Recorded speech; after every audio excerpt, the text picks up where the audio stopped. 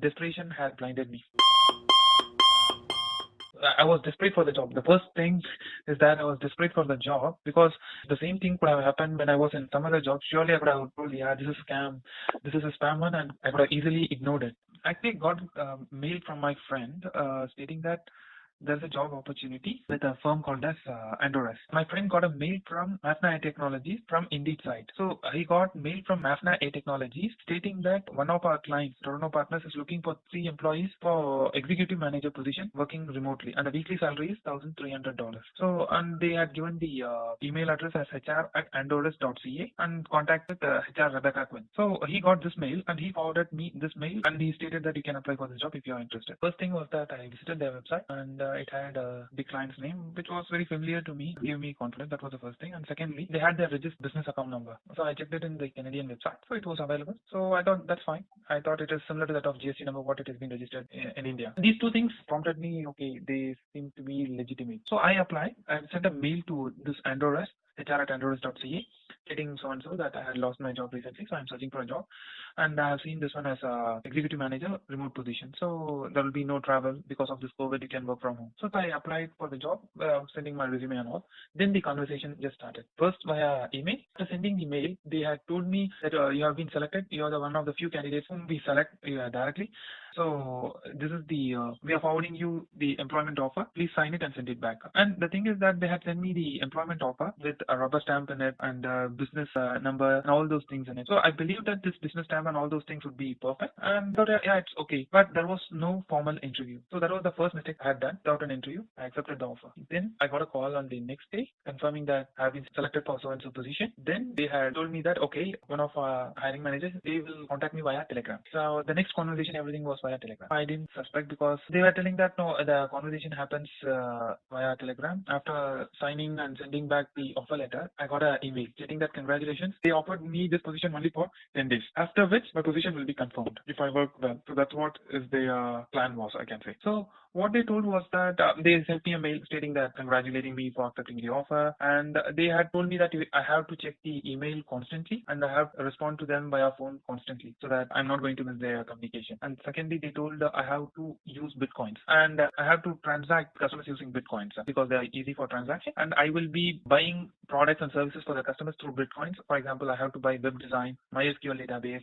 set up a VoIP number, web hosting, VPS, and all these things I have to do it via Bitcoin. So in order to know this one, they told me I have to be conversant using Bitcoin. So I have to be familiar with Bitcoins. They told they will be creating a wallet and they will be sending that particular QR code to me, and I should know how I have to make the transaction via Bitcoin. And they asked me whether I know to do electronic transfer using Interact. I told, yeah, I know about it. So my major duty, what they assigned me was that I have to contact the customer, take his order, analyze the order, report the order value to the customer, and generate the sales order, customer invoices, prepare sales and credits to accounting system, manage the correspondence and reports. So this is what they had sent me as the job responsibilities. This happened on 6th. On 7th, I was looking for a call. They told me to download Telegram. So I had downloaded Telegram. Then I got a call from the call center. The particular number is available on the website stating the confirmation of the position. After downloading Telegram, I contacted Rebecca Quinn, the so-called representative, and she had asked me initially to go to bank, deposit $10 in the Bitcoin wallet, use my money to deposit in the wallet which she had provided. I was not having $10, so I had deposited $20, which I was having, and I asked her whether she would credit me back. She told, yeah, I will give you back. So I deposited my $20 in the Bitcoin ATM, and I asked her whether it was credited. I had sent the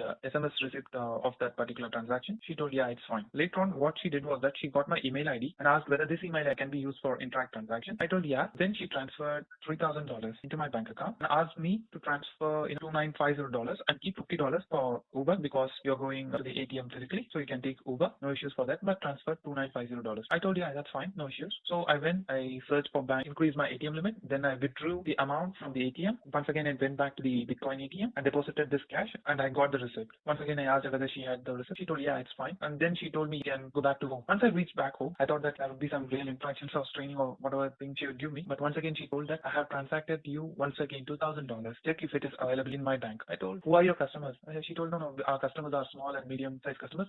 First, you do this one also for today so that we will see other things tomorrow. I thought, okay, fine. Once again, she told me you can take $30 for the transportation because you have to go to the Bitcoin ATM machine, and first you have to go to TD Bank ATM, get the money withdrawn, and then you have to deposit in the Bitcoin. So I did the transaction of $1970, transferred it to the Bitcoin wallet which he provided. Then it was over, and I asked her whether that's it for the work or what else is next, whether I have to call customers or something. What is the next job? She told for today that's it. I will call you tomorrow. And the entire conversation was over. The entire conversation was via texting with Rebecca. So next day morning by 7:30, I wanted to check my credit card balance because I have to pay the credit card, but I couldn't go online to check the transactions, and it stated that your account is temporarily being blocked when I tried to log in. So I called the bank official straight away. Then they had told me that the transaction which was made to you was by a scamster, so we had to block your account from doing email transactions. That's why we have blocked your entire account. So even I couldn't use my debit card, credit card, email transaction, and everything. So I tried to contact police station. One of the police stations, they told no, you have to register it online in plpolice.ca. I registered there, but the next day my report got rejected, stating that no, the company is available in Toronto and I have to report in that particular website. Yes, I could come directly to the nearby police station and report directly. So the next day I went to the police station and I told them the entire situation. They told you can leave.